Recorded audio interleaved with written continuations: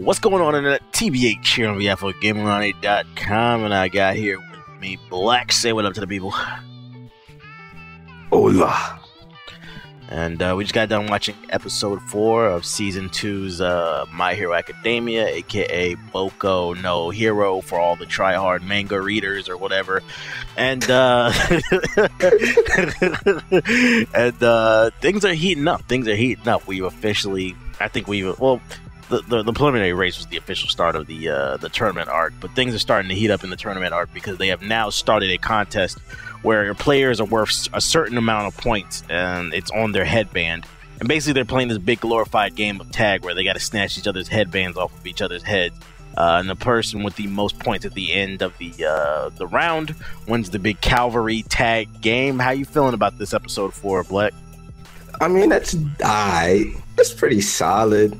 Like at the beginning, you see how like everyone decided to choose who's on their team and try and like coordinate their quirks or like their mobility together, and I find that to be interesting. You get some like interesting team comps.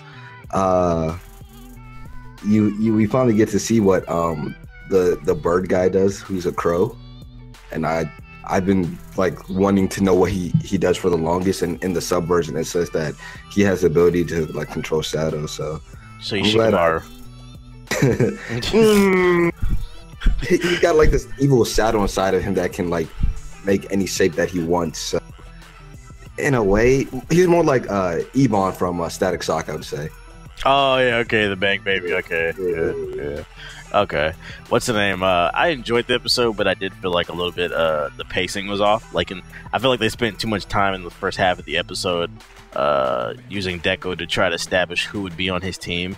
There are a lot of dramatics and anime tropes, which is like, I'm not mad at it. It was kind of funny, but at the same time, it's like, damn, I wish they would have just got to the action a little bit sooner, because by the time we got to the end of the episode, it was lit as fuck, and then it's like, he's like, and then it ends on a cliffhanger. I'm like, damn, just as soon as it was getting hot. So I was like, I felt like they spent a little bit too much time having Deku trying to pick a damn teammate with all the dramatics. How'd you feel about that part? I see where you're coming from. I'm not necessarily mad at it. I wish it was utilized as something I liked more, but coming off like the series so far, I feel like the overall pacing is pretty fine. But I do see what you mean, where they just leave us with like that cliffhanger is like, oh man, it's about to get good. You're gonna end it right here, right now. So, it's not like episode 1 where it was like completely pointless. Like, nah. But I feel like they could have utilized the first half of the episode a little bit better. Go ahead. I want to talk about my man Deku and where this episode 4, season 2 in, and he's still crying every chance he gets. And it's, my thing is, I don't care who you are. You're like he's in high school, bro. Like, I was not crying in high school, bro. Like every 5 seconds, maybe every 8, but not every 5. But, but it's like he starts crying because some girl decides to be on his team, the chick that can change people's gravity. And it's like, why are you crying? Why? He's developing as a character, but he really needs to hurry up. I just don't like him as a character. Like, he's a protagonist, I guess, but like, he's not my protagonist. # not my protagonist. I guess I'm like the opposite of you. I can get where you come from. I can see how that could be annoying to some people. I guess it's just a matter of I've accepted the fact that Deku's a little bitch, and that's just who he is.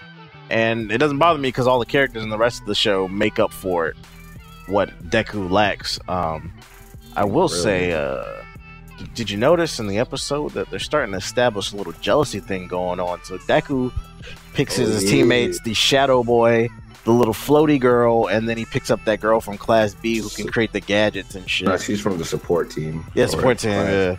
That I could create the gadgets, and she created these gadgets to save their ass multiple times. And little floaty girl is getting kind of jealous. You know what I'm saying? Mm-hmm. Think that can maybe lead to something down to the end of the season where like Deku's got 2 bad bitches on the side. Man, this better not turn into no damn harem. But I think it's grounds for establishing their relationship bare minimum, and I like that because it shows development and a real love interest, hopefully. So hopefully, yeah. I like the fact that they are showing that she does care about how he feels and perceives the how she like perceives him and who he interacts with. So that's pretty cool. But I ain't trying to see Deku like flirt with like 8 girls and not talk to any of them at the end of the day, and just because some super amazing hero. Believe it. But what about I can see that. What about my man's like there's got to be something big that's gonna happen in this story arc with my man's the father Endeavor of, and Icy the father Hot. of Icy Hothead. Yeah, his name is Endeavor. Okay. I only know his name because it's actually easy to pronounce. What's the name? They keep showing Endeavor like all throughout the episodes, flashes of his face and his luxurious fire mustache and eyebrows and stuff, and it's like, come on, when is he gonna speak? Like, when is he gonna do his thing? But do you think that maybe at some point he would interrupt the tournament, or he would do something that could change it, throw a boomerang into the storyline? Let's see. I think in the event, like I said in our previous review, like that the tournament gets like attacked, I think he'll definitely sell out, because I feel like nobody want to throw hands with him if he's second to All Might, and really All Might's like gone, but so he really number 1 at this point. So yeah, I don't think anyone really want to throw hands with him, but I would definitely like to see it. Right. But what I do like, and what I kind of expected in the previous episodes, Icy Hot Condom Guy does not like his dad, which is why he hasn't been using his fire side. And I'm more so curious to dive into that relationship as to why he doesn't like him. Is it he was too strict on him, or I think that's kind of corny though. Like, if you have the ability to use fire and ice and you don't use the fire because your dad uses the fire, or if his only reason is he doesn't use the fire because it reminds him of his father that he doesn't like, I don't know. Like, I feel like that's kind of weak writing. They could have found a better reason than that. I don't care what he did. If you have 2 powers. You see that scar on his eye. Like, what if his dad did that and he's like Prince Zuko? Prince Zuko had great character development. Yes, he did. He really did. But I'm just saying. I think that's a bad example. Well, the thing is, he may have great character development later on. I'm just saying, like, he has that scar on his left eye. Who's to say his dad didn't give him that scar? Didn't I tell you to take out that trash, boy? What? If I can predict, I feel like something's gonna happen to him in that tournament that pushes him over the edge, and then the Phoenix rises and he loses control and turns into fucking sweaty armpits fire boy that hates Deku. What's his name? His rival. Kachan. Yeah, Kachan. Or maybe he just lacks control, and that's why he doesn't use the firepower. I feel like he's too level-headed not to actually use it. Like, one thing he alluded to, well, I'm not sure if he alluded to, I'm assuming. He said in battle he doesn't use it. So I'm assuming he probably uses it for, like, practice, just to say, I know how to use it. But yeah, I want to say, I really want to say he used it in the first season. I want to, but I think he only used ice. But like, I don't remember him ever using fire. I feel like he melted something. I don't know, but yeah. He's one of my favorite characters. I see how kind of dude, and I really want to see what Endeavor got. Yeah, what's the name?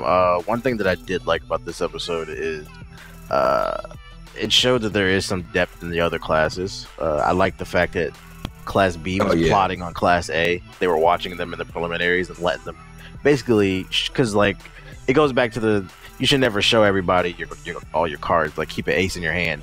And it seems like the Class B, because one thing that they kind of undersold is I always thought Class B was. I thought it was Class B was Class B because they weren't as good as Class A, but no. It was just because Class A was lucky enough to fight the villains and it raised their clout level, basically. Lucky enough. right. So it gave them some fame, but basically they're on the same level, basically. It's just Class A got lucky.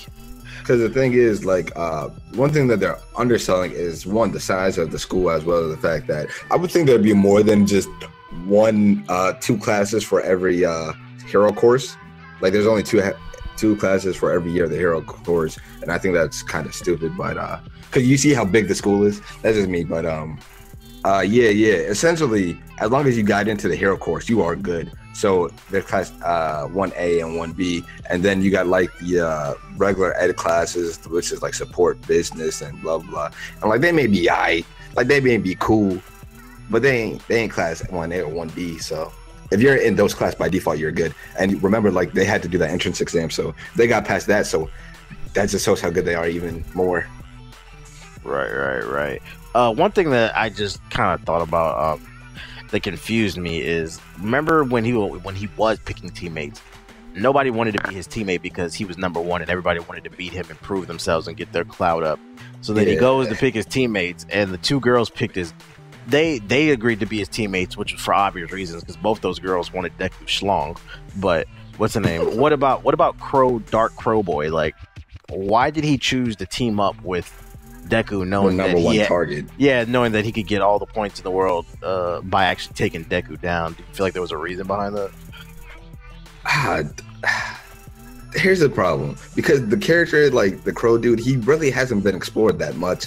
So I don't know his motives. Like, I mean, of course, by default, he wants to win, but it's like he never established that he had like a relationship with Deku. For example, like the Speedy dude that reminds me of a Rock Lee for some reason. Yeah. Like, I see why he did not want to go with Deku. And like another relationship that was like that, I understand. You know, the spiky red hair dude that teamed up with Kai-chan? Yeah. Like in the first season, that they were not necessarily cool, but they actually had dialogue where they had to work together and shit. So I can understand why those two would work with each other. It makes sense. Like they have practice working with one another. So this is one of those things where it's like, why did he? Was it for the soul? I think it especially doesn't make sense why Crowboy worked with him, because I don't know if it was the beginning of season 2 or if it was in season 1 when they did the entrance exams. And they ran through the initial test. Crowboy, I remember he came in 7th, because I remember he's one of those characters that sticks out in the show. He has a distinct look, and he was ranked in the top 10. Yeah. He was ranked in the top 10 of the entire school. He was ranked number 7 hero. So it's like, why would one of the highest ranking students that basically poised to be successful, why would he choose to side on his side? It seemed like it would be out of character, but then again, we haven't really explored his character, so we don't know his character, I guess. It just doesn't make sense to me. Especially because it's like I'm sure they probably talked about Deku during like the villain attack, but it's like he hasn't proved that his quirk is reliable. So it's one of those things. It's like you're teaming up with someone that's the number 1 target, and then 2, his ability is an unknown variable at any given time. Like you've seen this man break his finger and legs at multiple times, so you know he's not a reliable person to count on. But it's just one of those things where I think it's plot at this point. I doubt we're ever going to get an answer to this one. I really do. Like, I was just waiting for the moment when they were in the air and he looked back, and I thought maybe he was going to turn on Deku, because they didn't say anything in the rules about teammates having to work with them the entire time. Like, they didn't say anything about betrayal. Like, at the end of the day, it was about getting as many points as possible. I would assume once you're on a team that like betrayal's out the window, because it is a team exercise.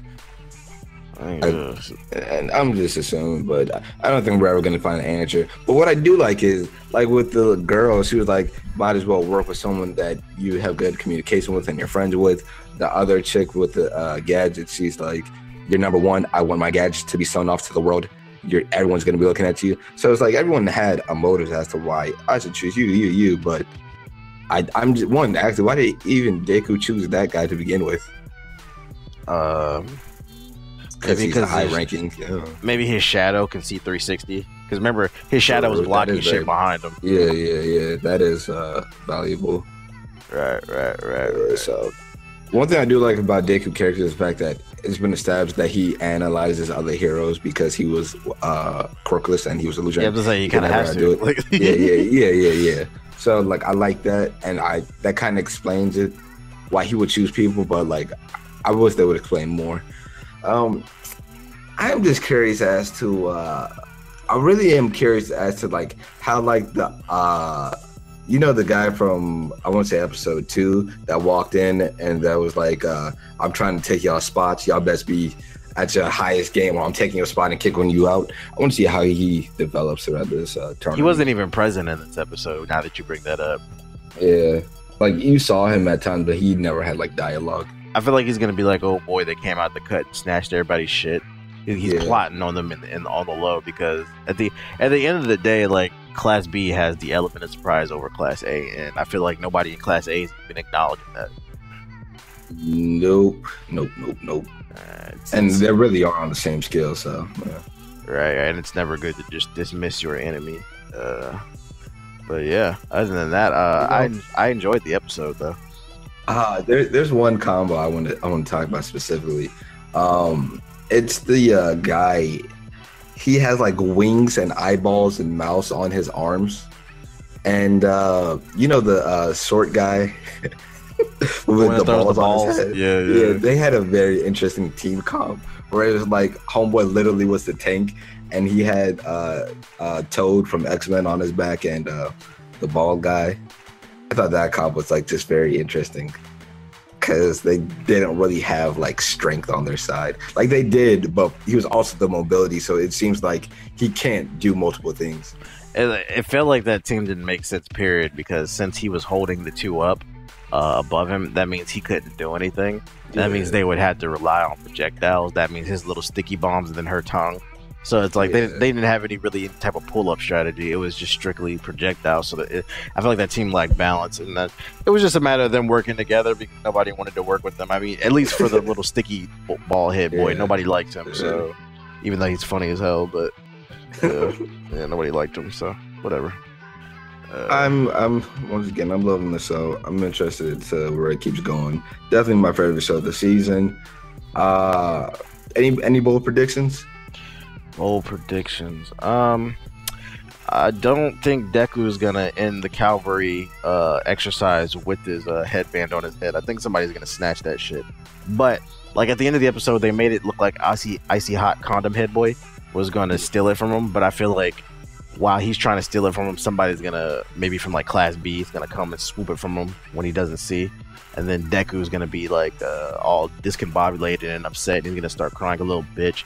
And then the two girls that helped him fly, they're gonna be like, "It's okay, we'll make you feel better." But what do you think? I don't think Deku, Icy Hot, or Kai-chan are gonna win this one. I think what's gonna end up happening is someone from Class B is gonna end up winning it, but because everyone else has points from somewhere else, and like everyone's gonna have such low points, like all you need is probably like one headband or two headbands to still be qualified. I feel like that's gonna be the case. Like Deku's gonna get his headband took, he's gonna take someone else's, and they're barely gonna get into the next round. As long as you got a headband, you're all right. I feel like in this exercise.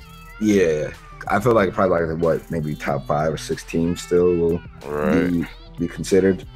Probably 6, because there's about 12 to 14 teams.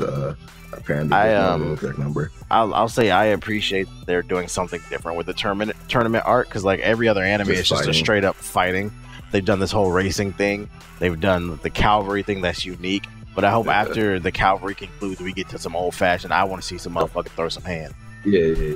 But one thing we addressed in like the race, which I do like, is the fact that you do got to remember, it's like there are kids in this world. And it's like they said rules. You can't make like a other team fall. I'm assuming like you can't like harm them horribly, at least as of right now. And I like that aspect, because it's like it brings out realism, because it's like you don't want the world watching as you have like 14-year-olds fight each other to the death. Right. So I think precaution. I think that's pretty reasonable restriction for them. But once again, I really do like this shot. Pacing of this episode, not the greatest, but compared to everything, I'd actually say it's the second weakest episode. The first episode was the weakest. Then I'd rank this episode followed by 2 and 3. True. Last episode was probably the best so far, yeah. But I mean, we're only 4 episodes into the season. Yeah. I would just say, like, I think like last episode was great. I would just say this episode was good. Yeah. We were coming off that high. I feel like the next episode's gonna be great though, the way it ended. I hope so. When we took the look at the preview, I don't know, it looked intense. Like I feel like just from the start, people are gonna be throwing hands. Right. You know, I just think about it. I'm really curious as to how they're gonna get Deku's headband. Because like I feel like it's not that hard of a task. Right, because he's not gonna use his power. If he does, he's gonna fucking break his shoulder. Exactly. So let's leave it there. Let's ask the comment section. How do y'all have you seen episode 4? How do you think that? Do you think Deku can win? Do you think if he's not, how do you think he's gonna get his shit snatched? Let us know in the comment section below. Hopefully you guys enjoy our discussions on My Hero Academia season 2. Also, yes, we do not read the manga. Stop saying, "Oh, I forgot they don't read the manga." We don't read it. We don't. Right. I appreciate the people who say in the comment section, "Oh man, if you guys read the manga, you know how much it's gonna turn." Who cares, bro? We're watching the show. Like good, yeah, I know, right? Good for you, motherfucker. Good for you, bro. The book was better. We're filthy casuals, okay? We're filthy casuals. Get over it. Anyways, hit the like button if you guys enjoy our conversations on My Hero Academia Season 2. Also, feel free to leave some suggestions in the comment section below on what animes you guys would like to see us talk about in the future. Stop suggesting stupid shit that everybody's already watched, like fucking Cowboy. Have you heard of Cowboy Bebop? Have you heard of Attack on Titan? Like, please stop, okay? Jesus Christ. Anyways, I'm out at everybody. Peace.